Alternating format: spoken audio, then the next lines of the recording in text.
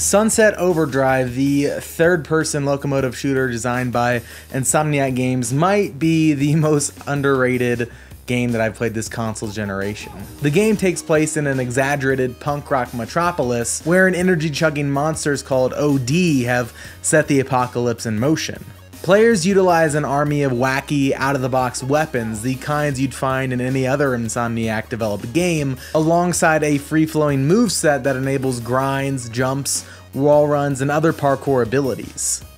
While I too was one of the people who didn't necessarily give Sunset Overdrive a fair shake at launch, I recently found myself craving experiences like Tony Hawk Pro Skater and Jet Set Radio Future, so it seemed like the perfect time to dive back into Sunset City.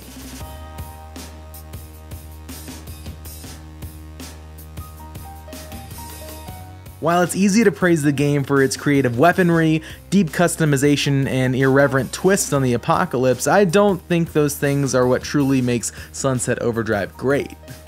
Those facets help the game to stand apart in a crowded market, but I've spent hours just parkouring around Sunset City, largely ignoring the other activities that the game offers. In my eyes, Insomniac Game crafts compelling open-world games, including both Sunset Overdrive and the newly released Marvel's Spider-Man, and they accomplish this through movement, level design, and enemy AI. Insomniac knows exactly where the fun is. Similarly to games like Tony Hawk or Jet Set Radio, like I previously mentioned, Sunset Overdrive is focused on keeping the player in a state of motion, whether they're grinding on power lines while blowing up enemies below, or jumping from rooftop to rooftop as they freely explore Sunset City of their own accord. The OD, which are the main antagonists of the game, are designed to add pressure by swarming the player if they try to fight from the ground. Couple this with the player's slow state while walking or running, and you'll understand how they're incentivized to utilize the game's parkour mechanics. Furthermore, I think one of the reasons why movement in these games is so fun is in part due to the fact that the player's movement abilities can progress and evolve as they delve further into each game, unlocking new modifications or expansions to their base movesets as they go. In Sunset Overdrive, the air dash is eventually unlocked, which can be utilized to chain together parkour abilities to unlock new paths and routes. Spider-Man, on the other hand, allows players to modify and expand the base moveset through the in-game skill tree, which unlocks new movement abilities like aerial tricks, recovery rolls, and point launch boosts, which launch players into the air upon contact with a surface. While Insomniac's open worlds are filled with great activities, nothing feels quite as fun as just impulsively navigating through the environment, carving new paths, and unlocking abilities to further expand the base moveset. It's more about the journey than the destination.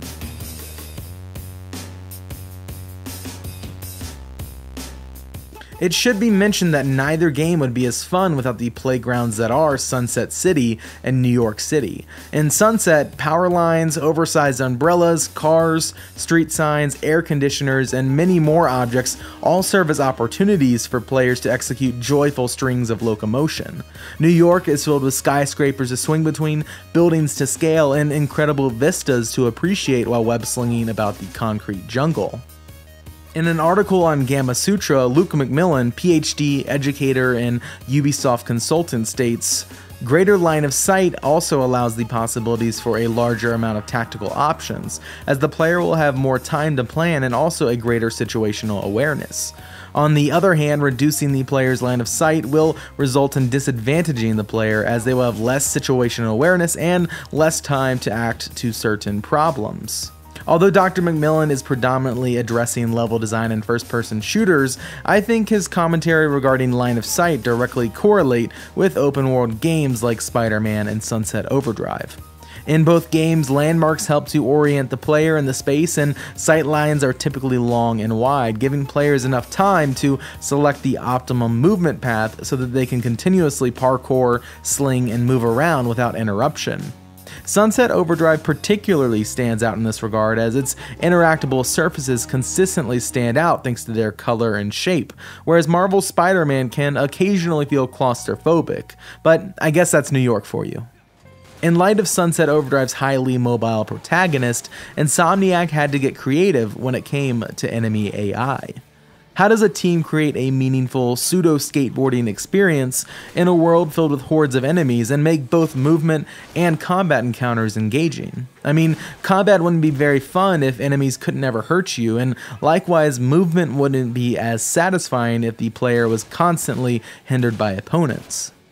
In this GDC talk from Adam Noonchester, an AI programmer on Sunset Overdrive, we learn how Insomniac Games managed to strike a balance through the use of Nav Clues. Here, we've got a fairly typical shot of Sunset City.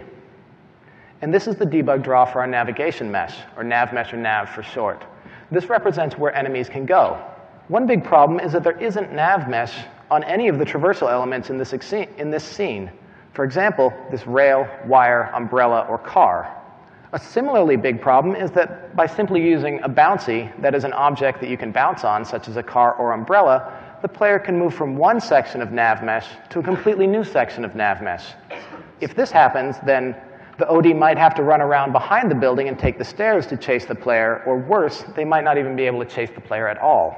If this happens, then the player will be free to just jump on top of the building and shoot into the horde without ever needing to traverse, and suddenly we had a very, very boring game. Nav clues are two annotated positions that are connected to a specific animation or action, and Insomniac Games use this tool to enable the monsters in Sunset Overdrive to traverse all sorts of different objects. While they can't grind around on rails like the player can, they're still able to keep up enough to make the overall experience one that is challenging and involved. From the outside looking in, Spider-Man seemingly takes a more simple approach, mixing together both close quarters and ranged enemies into every fight. The player not only has to dodge the physical attacks from adjacent opponents, but has to do so while taking fire from distant sharpshooters, which are usually positioned on a neighboring rooftop or somewhere down the street. It poses a neat challenge that as a player is fun to solve through the use of movement. So those are the specific design choices that I think Insomniac has utilized in their games to make them fun and compelling. The movement systems, enemy AI, and world design in their games all work together to create a greater experience. So let me know if you agree or disagree with me. I know Marvel's Spider-Man just came out and Sunset Overdrive is quite a few years old, but I think they go together quite well, and it's really fun to dissect how Insomniac makes an open world. So like I said, let me know what you think in the comments down below. I appreciate you watching this video. I want to let you know that this is brought to you by our patrons over at patreon.com/okbeast. If you want to get involved, go over there and throw us a few bucks, and in return, get access to exclusive perks and bonus content. And don't forget, if you're looking for a podcast, I host the OK Beast podcast every Monday, and we talk about video game news, culture, all sorts of stuff. I think it's a good time. I think you might enjoy it if you like our videos. And lastly, don't forget to hit that subscribe button and share this video with a friend if you enjoyed it. Thank you so much for taking time out of your week to watch this. I hope you have a good week, and we will see you next Friday for another video.